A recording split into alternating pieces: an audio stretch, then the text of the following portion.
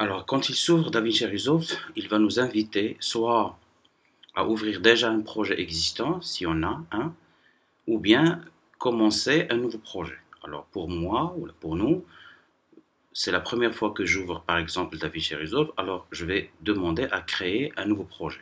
Je vais l'intituler DaVinci Initiation, créer. Depuis sa version 16, DaVinci Resolve va atterrir sur cette page qu'on appelle la page 4. Page 4, c'est une nouvelle page qui fait son apparition depuis la version 16. Il n'y a pas de tel module dans les versions précédentes. Il s'agit ici d'un module qui va servir normalement à simplifier l'opération de montage vidéo. Pour nous, et pour commencer, d'abord, je vais vous présenter les 6 modules importants, essentiels dans DaVinci Resolve. Pour clarifier ces boutons ici, je vais d'abord, avec un clic droit sur la barre ici, demander à afficher les icônes et les libellés. Pour quelqu'un qui va débuter, de préférence, afficher le libellé. Comme ça, tout est clair. Alors, DaVinci Resolve, normalement, il sépare les opérations de montage vidéo. Ils ont une page pour chaque opération. Par exemple, dans la page média, on va trouver tout ce qui est nécessaire pour l'importation, l'organisation des ruches. Puis, la page 4, comme je l'ai déjà expliqué, pour faire un montage rapide. Puis la page montage, cette page qui existait depuis très longtemps, ça c'est pour des opérations de montage similaires à ceux qui se trouvent sur Adobe Premiere ou bien sur Final Cut Pro. Vous serez plutôt plus familiarisé avec cet espace de montage que ce nouveau espace de montage. La page fusion, c'est tout ce qui est effets spéciaux, c'est l'équivalent d'un petit After Effects à l'intérieur même du logiciel. La page étalonnage, c'est là où on va passer beaucoup plus de temps ensemble. C'est ce qui nous intéresse le plus, c'est la partie correction et étalonnage. DaVinci Resolve, il est vraiment réputé, très connu pour ses performances en termes d'étalonnage vidéo. La partie Fairlight permet un travail audio, puis la dernière page, c'est la page exportation. Il faut savoir que pour chaque page, elle a son propre historique. Ça veut dire, quand je vais faire des annulations, ici dans la page montage, ça ne va pas concerner des tâches que j'ai déjà travaillées ou bien déjà terminées dans d'autres pages. Chaque page a son propre historique. Avant même d'importer quelque chose sur DaVinci Resolve, je vais faire un petit tour sur les préférences de logiciel. D'abord, je vais passer par le menu DaVinci Resolve et préférences. Pour vous, je crois, si vous venez d'installer DaVinci Resolve, il va s'installer normalement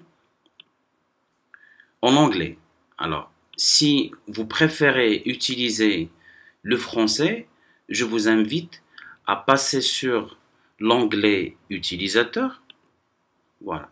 Et la toute première option, c'est le choix de langue. Alors, si vous avez la langue en anglais, vous pouvez passer en français. Si vous faites un changement de langue, vous êtes invité à redémarrer DaVinci Resolve.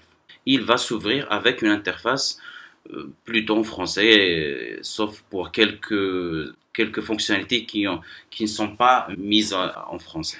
Alors, puis au niveau des préférences essentielles, on retrouve la partie enregistrer et charger. Ça, c'est intéressant de cocher l'enregistrement en continu. Ça va permettre un enregistrement en continu. On n'a pas besoin à chaque fois de faire un CTRL S ou bien un commande S. Ça va enregistrer automatiquement notre travail en temps réel. Au niveau des sauvegardes automatiques, vous pouvez ici apercevoir qu'il y aura un enregistrement toutes les 10 minutes, toutes les 2 heures et un enregistrement tous les 2 jours. Libre à vous de changer ces préférences, ce sont des préférences.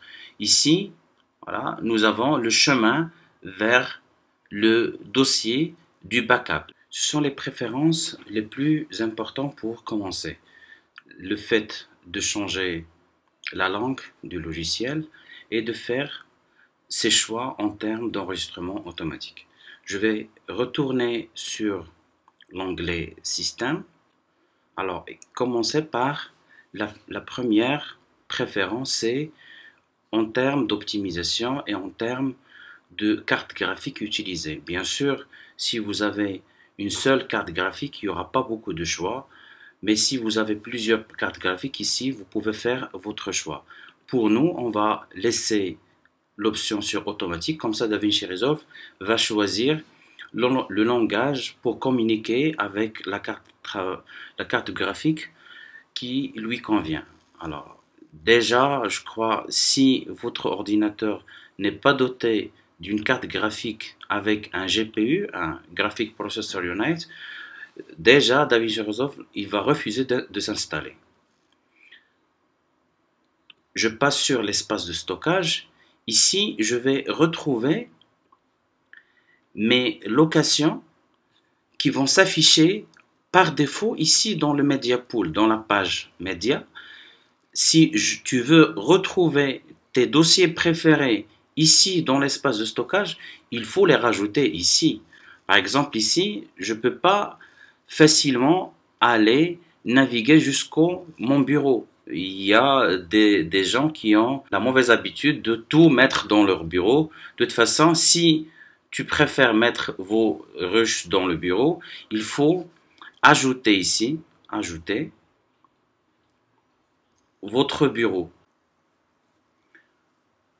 Avant de commencer à importer quelques rushs, je vais faire un petit tour ici sur le bouton tout en bas, en coin inférieur droite, cette petite roue dentée qui va nous permettre de faire un petit tour sur les préférences, les réglages par défaut de notre projet. Voilà.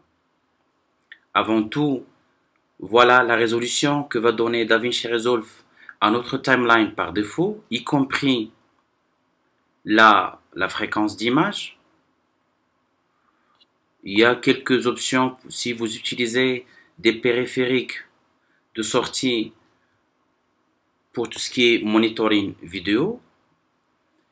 Pour les médias optimisés, ça c'est le choix du codec qui va utiliser quand on va créer des médias optimisés ou bien des proxys.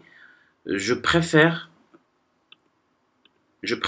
au lieu de ProRes 422 HQ, juste le ProRes 422, c'est un peu plus léger.